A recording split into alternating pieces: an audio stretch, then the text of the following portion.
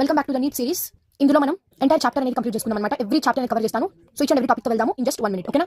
First structure of atom నుంచి start చేస్తున్నాను. First atom అంటే ఏంది? ఇది ఒక బేసిక్ యూనిట్ ఆఫ్ మ్యాటర్. ఓకేనా? ఆటమ్ లో ఉంటుంది న్యూక్లియస్ ఉంటుంది, బయటేమో ఎలక్ట్రాన్స్ ఉంటాయి, లోపలేమో ప్రోటాన్స్ న్యూట్రాన్స్ ఉంటాయి. ఇన్ ద న్యూక్లియస్ ప్రోటాన్స్ ఉంటాయి, బయటేమో ఎలక్ట్రాన్స్ రివాల్వ్ అవుతూ ఉంటాయి. అది ఆటమ్, అది బేసిక్ యూనిట్ ఆఫ్ మ్యాటర్. అర్థమైపోయిందా? అంతే. కొన్ని ఇయర్స్ ఉన్నాయి, కొన్ని సైంటిస్ట్ ఉన్నారు, డిస్కస్ చేద్దాం. 1808లో జాన్ డాల్టన్ అనే అతను అటామిక్ థియరీ ఇచ్చారు. In 1808 John Dalton gave atomic theory.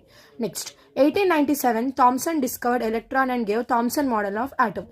1897లో Thomson electron ని డిస్కవర్ చేసి ఇంకా థామ్సన్ మోడల్ ఆఫ్ ఆటమ్ అని నేమ్ ఇచ్చారు. 1911లో ఏమైంది? ఫస్ట్ రూథర్ఫర్డ్ ఫాయిల్ ఎక్స్పెరిమెంట్ జరిగింది. తర్వాతనే 1912లో బోర్ మోడల్ ఆఫ్ ఆటమ్ అనేది వచ్చిందనమాట. Quantum mechanical model of atom. Next కావాలా? నెక్స్ట్ పార్ట్ వస్తుంది. లైక్ చేయండి. Bye bye.